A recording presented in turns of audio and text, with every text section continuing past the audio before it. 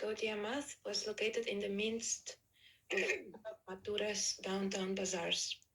Its main entrance and arched doorway led into a courtyard open to the sky through a metal grating above. The architecture was similar to that of the Vamshigopalaji temple. The atmosphere was secluded, as in a monastery. Abai was a familiar, welcomed figure here. He had lived here, written and studied in the library here, edited the Gaudiya Patrika, and donated the deity of Lord Chaitanya, who stood on the altar beside the deities of Radha and Krishna, Sri Sri Radha Vinoda Vinodavi Hariji. But his visit during September of 1959 was not an ordinary one. He entered the Mata dressed in white, Abai Babu, but he would soon be living dressed in saffron, a Swami.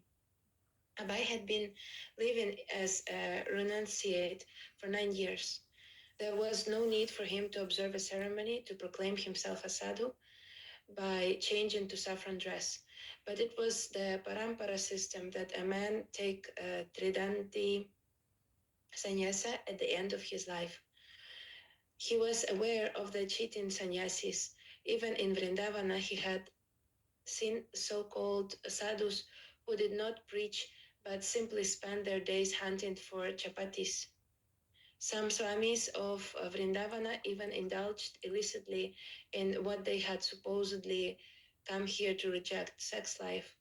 Such persons were making a mockery of sannyasa, and there were the caste Goswamis also, who lived like ordinary householders, running temples as a business to support their families and accepting honor and donations from the public on the false basis of birth.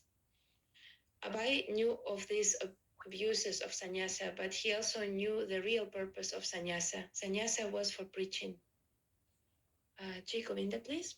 Was ringing of September 17, 1959, in the 50 by 25 foot deity room on the second floor of the Keshavaji Math. A group of devotees sat before the deities of Radha Krishna and Lord Chaitanya. The deities were colorfully dressed in royal clothing and silver crowns. Radharani's right hand faced palm forward in benediction for the worshipper. At her right side, her left hand held a flower for Krishna. Krishna stood like a dancer, placing his right leg in a casual tiptoe pose before his left, playing his long silver flute, which he held gracefully to his red lips. His long black hair reached down past his shoulders, and the garland of marigolds around his neck reached down to his knees. On his right stood the deity of Lord Chaitanya, his right arm raised, his left arm at his side, his body straight, feet together. He was soft, golden color, and he had large eyes, a well-formed red mouth, and straight black hair down to his shoulders. On the level below the deities were pictures of the spiritual masters in disciplic succession.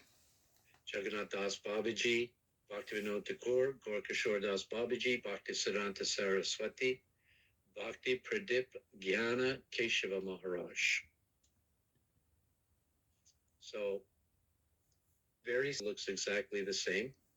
Her right hand is extended, offering a blessing, and in her left hand she's holding a flower to offer for Krishna. That's the actual carving of the deity, although often in the left hand there is something else, or it's covered. And the picture of the parampara is there. Jagannath Das Babaji, that's on our altar.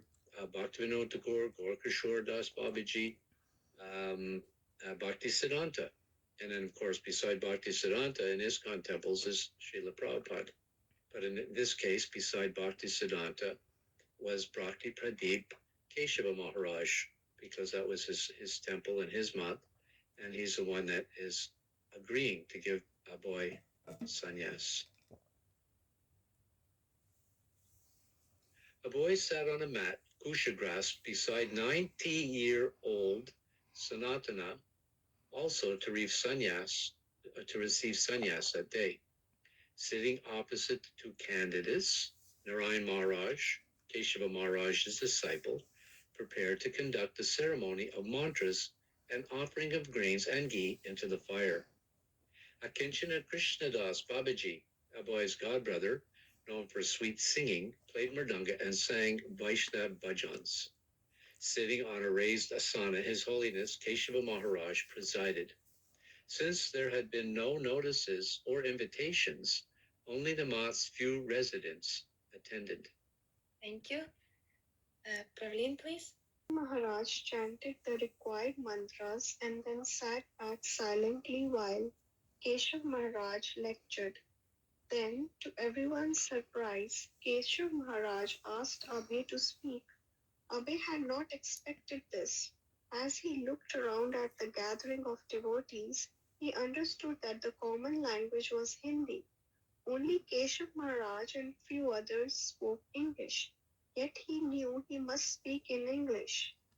After Abhay's speech, each initiate received his sannyas danda, the traditional head-high staff made of four bamboo rods bound together and completely enwrapped in saffron cloth.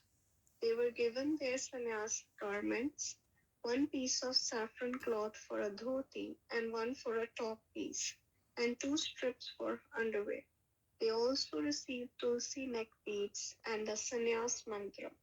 Keshav Maharaj said that Abhay would now be known as Bhaktivedanta Swami Maharaj and that Sanatana would be Muni Maharaj.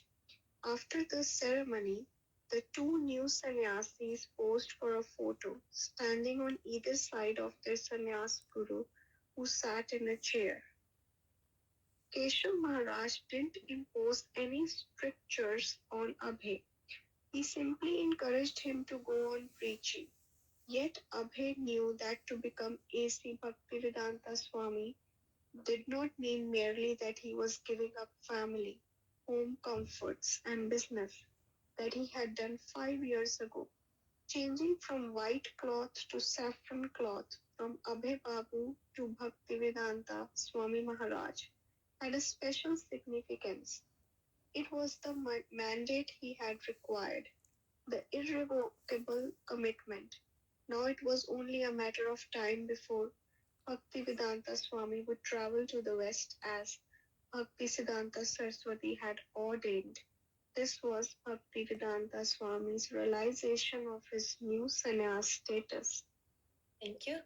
Kate, please. Gaudya Patrika's account of the sannyasa initiation included a biographical sketch of Sri Srimad Bhaktivedanta Swami Maharaja listing the major events of his life.